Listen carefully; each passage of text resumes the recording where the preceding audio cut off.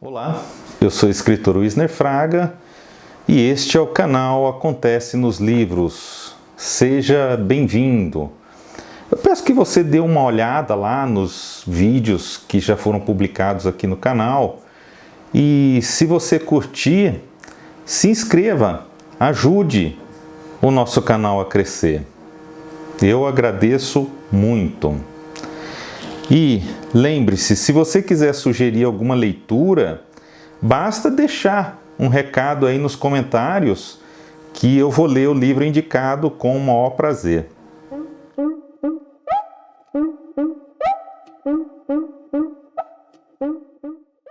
Fronte, este é o título do romance de Edmilson de Almeida Pereira, que foi editado pela editora Nós em 2020.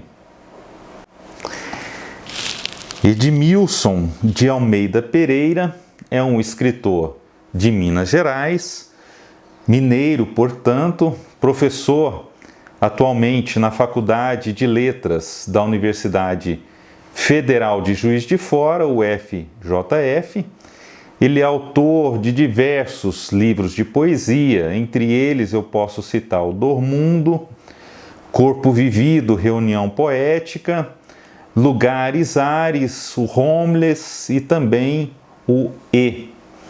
Ele é autor de livros de ficção, e aqui eu vou citar o livro O Ausente, que ficou em segundo lugar lá no Prêmio Oceanos de 2021, Um Corpo à Deriva, e este aqui, O Fronte, que venceu o Prêmio São Paulo de Literatura o ano passado, em 2021. Este romance aqui que eu tenho em mãos, Fronte, é narrado em primeira pessoa e é narrado por um homem-árvore que vive na periferia, vive ali ao lado de um monturo, um lixão de descartes eletrônicos, ali onde ele resgata livros, recompõe alguns livros, reescreve livros e aprende a ler este outro universo. O cotidiano narrado é cheio de helicópteros que atiram a esmo e matam apenas os pobres, de blazers que carregam recados severos nos vidros, e também aparecem essas blazers com gente violenta dentro delas. O Homem-Árvore nos traz a realidade de um mundo catastrófico, de uma parte da sociedade em que os seres vivem sempre ali no limite, sempre assustados, sempre se defendendo, lutando pela sobrevivência. Eles estão, resumindo, num fronte, em uma guerra eterna, em uma guerra que todos nós sabemos não terá fim, a guerra pela vida. Edmilson, claro, por ter uma vasta produção poética, traz vários elementos da poesia para compor a história deste livro. Usa os recursos estilísticos do verso, próprios da poesia, para apresentar ao leitor uma história de fúria. A linguagem poética é um suporte para uma existência crua, uma existência sem meios termos. Há uma palavra que aparece várias vezes no texto aqui deste livro e que, de certa forma, sintetiza aquilo que o autor quer contar. Essa palavra é tragédia. É uma história sobre a tragédia brasileira, sobre a tragédia social em que nos meteram. O tom é de denúncia, mas também de luta. Para o narrador, a palavra é a arma que deve ser empunhada, e ele acredita que a palavra vai trazer, de alguma forma, essa mudança que todos querem. Nem que seja uma mudança imaginária, uma mudança pela fantasia, uma mudança pela fuga por meio das histórias. Por meio da leitura, se esquece tudo, se esquece até a fome, como explica em determinado momento o próprio narrador deste romance. O homem-árvore não tem nome, ele escolhe não ter nome. Daí, nós podemos concluir duas coisas. Primeiro, a questão do apagamento. Ele não tem nome porque não é visto como pessoa, não é visto como ser humano. Tanto é que ele é um homem-árvore. Ele carrega dois significados sem nenhum valor hoje em dia: a humanidade e a sustentabilidade, o meio ambiente. Segundo, não precisa do nome. Ao não ter nome, ele representa todos aqueles que sofrem. Ele pode ser todos, ele pode representar todos, pode ver tudo pelos olhos de todos. Ele é um, mas representa a comunidade, porque todos estão neste mesmo fronte. Todos são soldados e ninguém em uma guerra pergunta o nome do inimigo. O inimigo é anônimo e as pessoas, os soldados, apenas atiram e matam este inimigo.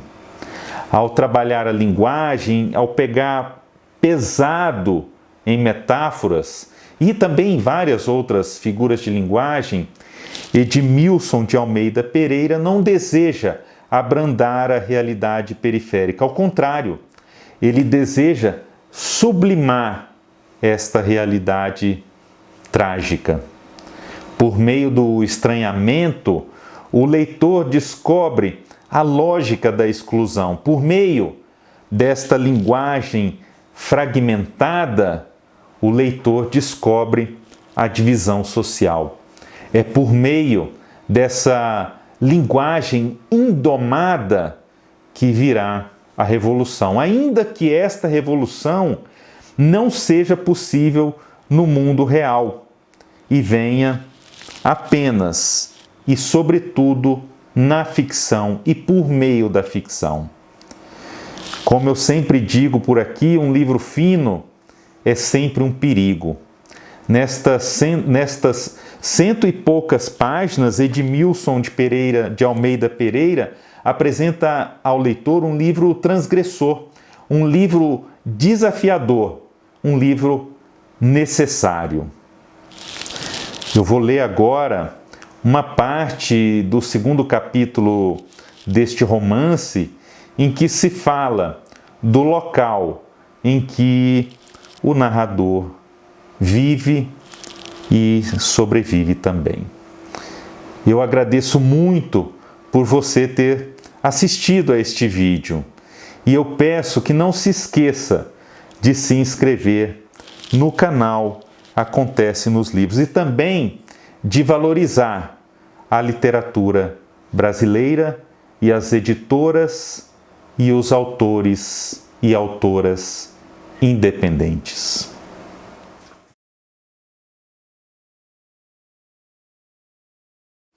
Quando nasci, nenhum anjo virou o rosto para o passado. As ruínas espalhadas por toda parte o obrigaram a se agarrar ao meu berço. Estávamos órfãos, mesmo que dali em diante tivéssemos outras companhias. Alguns de nós nascemos para a orfandade. Demoramos a compreender que isto é uma defesa, tantas são as perdas no decorrer da vida. Antecipamos a dor, tiramos de quem nos agride a oportunidade de se sentir vitorioso. Fomos gerados na orla escura do sol. Trazemos sua matéria ao centro da cidade e ardemos para desespero de quem se orgulha em mostrar, sem ter, as mãos limpas. A poucos metros da minha casa, um amontoado de móveis e equipamentos eletrônicos lembrava o sítio de uma civilização perdida. Durante anos, eu e os amigos escavamos esse monturo. Nada mais indigno do que viver ao redor de um lugar que se transformou no depósito de lixo da cidade. Imagine-se as razões para isso. Pode-se fazer as contas, começando pelo sinal de menos. Eu não pensava nisso aos 10 anos, embora na palma das mãos me ardesse alguma dúvida. Pelas advertências da professora nas aulas de ciências, eu sabia que poderia adoecer das aventuras no monturo. Na televisão, mostraram um lugar onde os restos de eletrônicos se acumularam sobre um rio. As pessoas pisavam no terreno movediço. Quando abriam um buraco nos metais, tiravam do fundo uma água oleosa. Devem ter jogado ali todos os restos do mundo, eu pensava. Enquanto revolvia os detritos do monturo, aquele lugar, a princípio distante, parecia estar ali, ao lado da minha casa.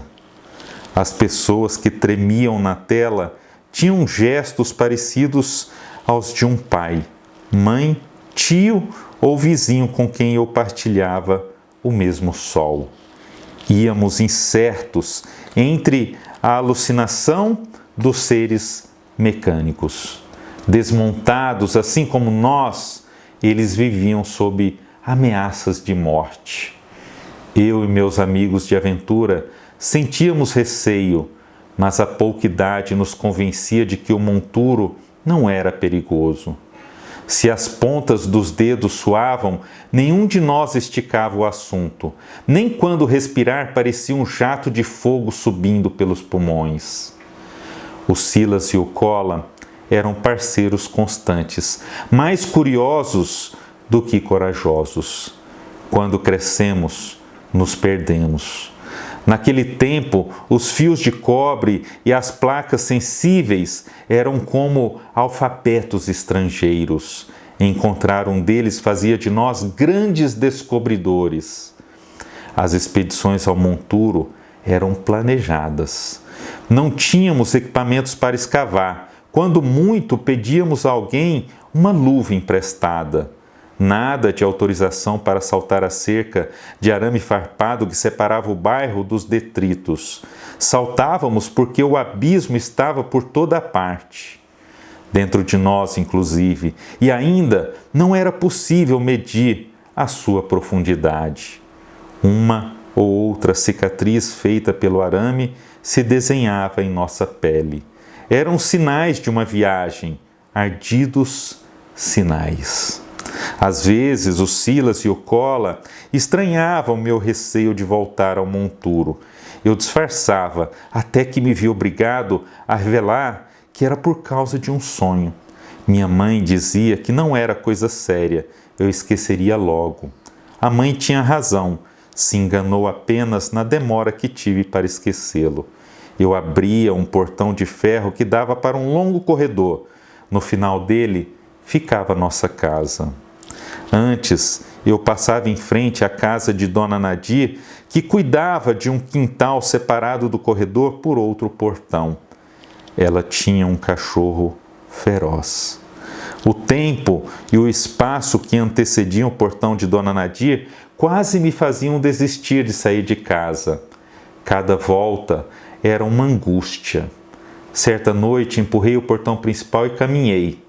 Dessa vez, não ouvi o habitual latido feroz.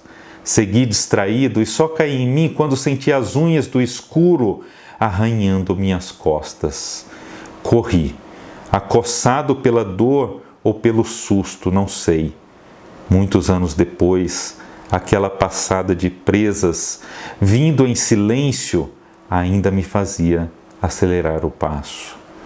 Mas nos dias da rebelião, quando se tem 10 anos, tudo o que feria à noite se dissipava nas ruas. Ou quase.